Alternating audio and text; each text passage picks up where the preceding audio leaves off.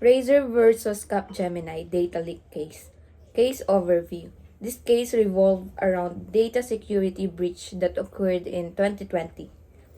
Um, where Capgemini, a tech service provider, accidentally exposed customer information while working on Razer's computer systems. So I'll tell you what's the story behind it. So Razer is a company that makes gaming gear. Had a big problem in 2020. A tech company called Capgemini was helping them with their computer systems. During a routine check, something went wrong with their computer setup. Because of a mistake in the settings, information about 100,000 Razer's customers might have been leaked. No credit cards or passwords were shared, but some customer details like shipping information could have been exposed. Razer got upset about this. They decided to sue Capgemini and ask for $7 million to cover their losses. They felt Capgemini didn't take proper care of their computer systems.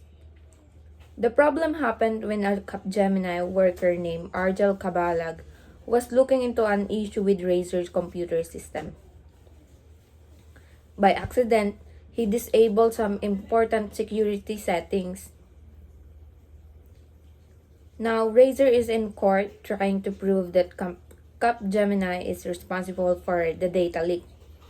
They want to show that Capgemini should have been more careful with their customers' information.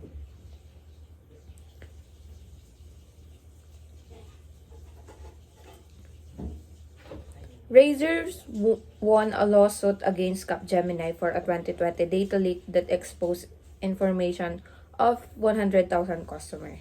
The High Court awarded Razer 6.5 million US dollars in damages, including loss in e-commerce profits, legal fees, forensic investigation, security consultant who discovered the leak.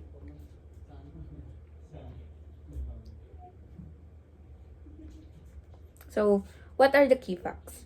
In 2020, Capgemini employee named Arjel Kabalag was investigating an issue in Razer's computer system. By adding a hashtag command to a configuration file, Kabalag accidentally disabled critical security settings. Approximately 100,000 Razer customers' records were potentially exposed. No credit cards, but as I was said earlier that only the shipping information was at risk, not the credit cards or password was leaked. So that's why Razer sue Capgemini for $7 million in damages. Key issues. So the key issues of what happened is negligence in handling computer system security, improper configuration management, potential breach of contractual obligations, inadequate security protocols during system maintenance, responsibility for protecting customer data. So, it becomes the issue kasi it's their job to protect the customer data. Kaya nga sila hiner or sila yung ginawang partner ng Razer. Because it's their job to protect the information of their customers. So, what's the court ruling? The court ruling, which the Singapore High Court ruled in Razer's favor, awarding $6.1 million US dollars for lost e-commerce profits. So, yung naging rules or naging ruling ng Singapore High Court was Capgemini, which Razer won a lawsuit against Capgemini. Then, magbabayad yung Capgemini for the damages sa Razer.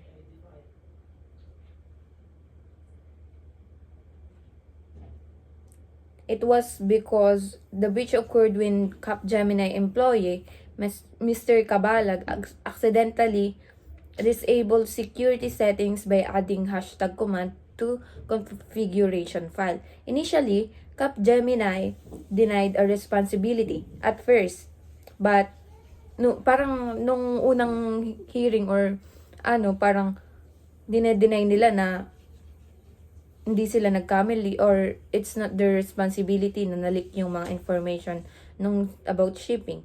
But Kabalag later admitted his mistake during the trial. Kaya mas tumas yung chance at na manalo talaga yung Razer kasi umamin si Kabalag na nagkamali talaga siya. The court found that Capgemini breached its contractual agreement with Razer. So, nagbayad ang Capgemini sa Razers ng $6.1 million for loss in e-commerce profits.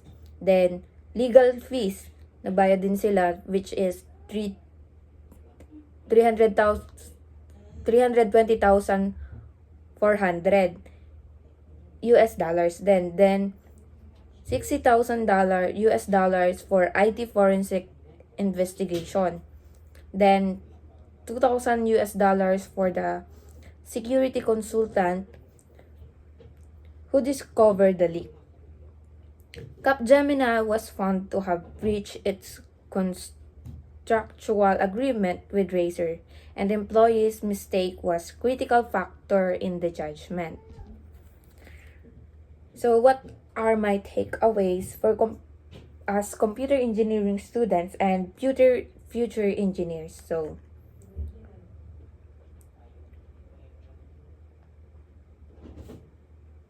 for me, my takeaways is for that technical precision is crucial. Kahit sa isang character lang, pwede kang magkamali or pwedeng kung anong masamang mangyari. Kagaya nung hashtag lang. It's because of the symbol hashtag. Kaya, naging compromise yung entire system security. So, we should double check configuration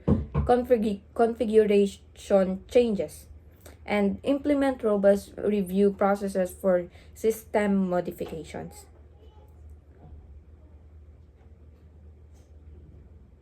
So, as future engineer and halimbawa ako, I'm responsible for securing something information of my customers. It's my responsibility. So, even routine maintenance can introduce significant risk, develop a culture of security consciousness, and I always assume that your action can have wide-ranging consequences. So we should maintain detailed logs of all system modifications, create clear protocols for system changes, establish accountability mechanisms. Then we should risk mitigation strategies, use staging environments for testing changes, implement automated security checks, develop comprehensive backup and recovery plans. Then we should recognize that customer data is a sacred trust. Then prioritize security over convenience and admit and address mistake immediately and transparently. So, nung una, diba, parang tinanggi pa na hindi sila nagkamali or it's not their responsibility. Pero at the end, kasalanan naman pala nila. So this case serves as a power reminder that in digital age, technical competence is inseparable from the ethical responsibility.